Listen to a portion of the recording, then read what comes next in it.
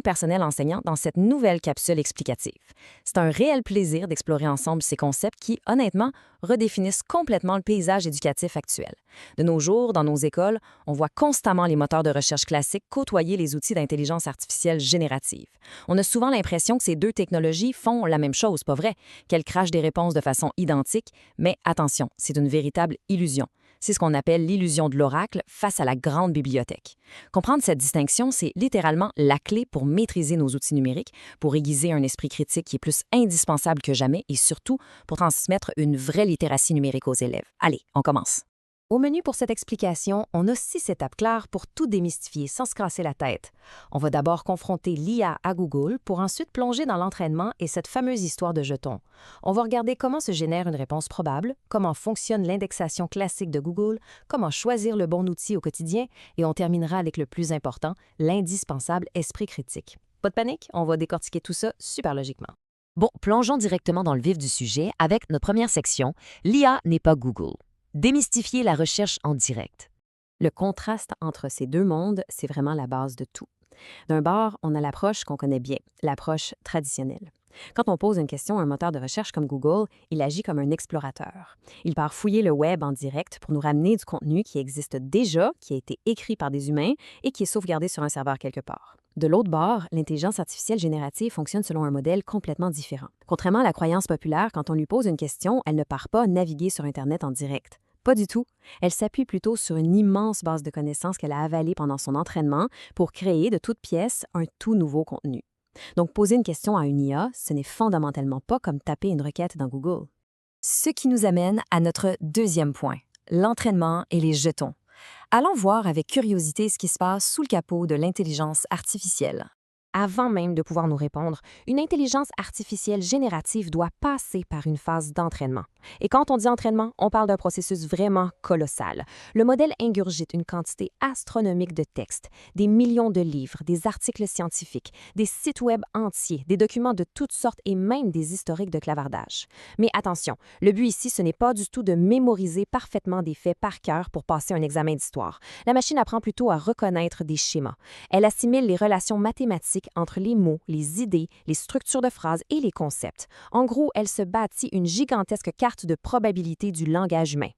Et c'est exactement ici qu'intervient un concept assez formel, mais qu'il faut absolument maîtriser, les jetons ou les tokens dans le jargon. Pour qu'une machine puisse traiter notre langage, il faut absolument qu'elle le convertisse en quelque chose qu'elle peut digérer. Et une machine, on le sait, ça ne comprend que les mathématiques. L'IA va donc prendre un texte et le hacher en petits morceaux, les fameux jetons. Un jeton, ça peut être un mot complet, une syllabe ou des fois juste une lettre. Ensuite, chaque jeton reçoit une valeur numérique bien précise. C'est crucial de comprendre que le modèle ne saisit pas le sens des mots avec l'intelligence émotionnelle humaine, il carbure purement aux chiffres et aux probabilités mathématiques complexes. Et ça illustre brillamment la situation. Prenons une phrase toute simple. Le ciel est bleu. Pour un cerveau humain, bam, ça évoque tout de suite une image, une couleur, l'idée qu'il fait beau dehors. Mais pour l'intelligence artificielle, cette phrase est littéralement tronçonnée en blocs isolés. On a le jeton « le », puis le jeton « ciel », ensuite « est » et finalement « bleu ». Ce que le système fait, c'est analyser la probabilité mathématique que le jeton bleu arrive juste après la séquence des 3 autres. C'est une mécanique purement statistique, complètement dépouillée d'une vraie compréhension de ce qu'est le monde réel. Maintenant qu'on sait comment elle apprend, on garde le rythme et on passe à la section 3, générer une réponse probable. Construire un mot à la fois. Voyons comment la machine crée sa réponse. Le processus de génération, en fait, c'est une boucle qui tourne à une vitesse fulgurante. Mettons qu'on lui demande pourquoi le ciel est bleu. L'IA ne va pas chercher un site web d'astronomie pour nous faire un petit copier-coller. Voici les étapes exactes. Premièrement, elle lit notre question et la transforme en jeton. Deuxièmement, grâce à son entraînement colossal, elle prédit mathématiquement quel serait le tout premier mot le plus probable pour commencer la réponse. Troisièmement, elle ajoute ce mot. Et quatrièmement, elle recommence l'opération en incluant ce nouveau mot pour prédire le suivant. Elle va comme ça déduire que des mots comme molécule ou atmosphère ont une forte probabilité d'apparaître ensemble. Elle construit donc son explication littéralement un seul jeton à la fois. C'est quand même impressionnant, hein? C'est cette fameuse mécanique de prédiction qui explique très objectivement les grandes forces, mais aussi les limites de ces outils. D'un côté, une IA, c'est exceptionnel pour vulgariser un concept compliqué, résumer un texte énorme ou faire un remue-ménage pour de nouvelles idées. C'est fluide et très rapide. Mais de l'autre côté, et ça c'est le point fondamental en éducation, Comme elle ne fait que prédire le texte le plus probable, elle peut très facilement inventer des informations de toutes pièces. C'est ce qu'on appelle les fameuses hallucinations de l'IA. Un texte généré sur la Nouvelle-France pourrait soudainement inclure des événements historiques totalement inventés juste parce que les mots s'agençaient bien mathématiquement. La machine ne sait absolument pas si un fait est vrai, elle sait juste que c'est statistiquement plausible.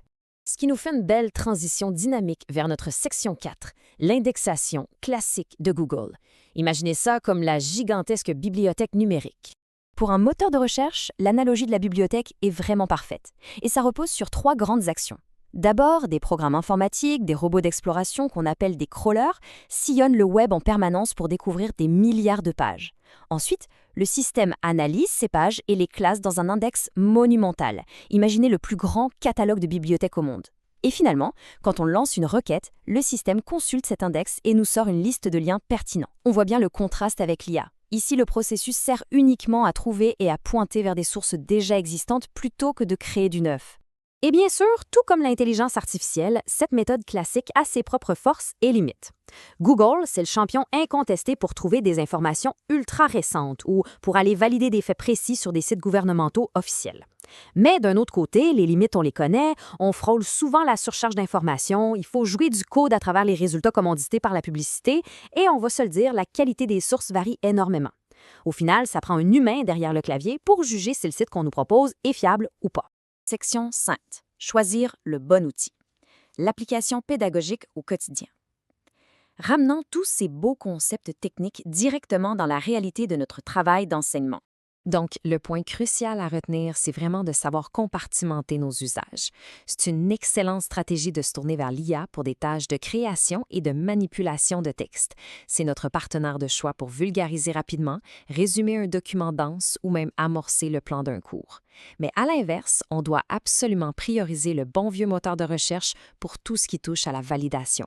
C'est l'outil indispensable pour vérifier une date, croiser des données récentes ou trouver une source fiable.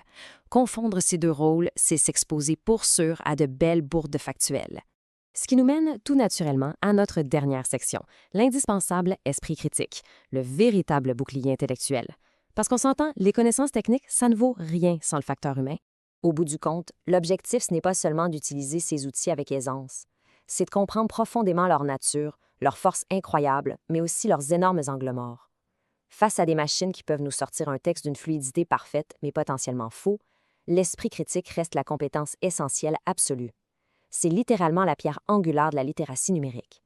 C'est une vigilance intellectuelle qu'on doit cultiver sans relâche, autant chez les élèves que chez les professionnels de l'éducation. Savoir remettre en doute la machine, croiser les sources et refuser d'avaler une probabilité mathématique comme si c'était une vérité absolue, voilà le vrai enjeu. Pour clore cette réflexion pédagogique, voici une question un peu provocatrice à garder en tête.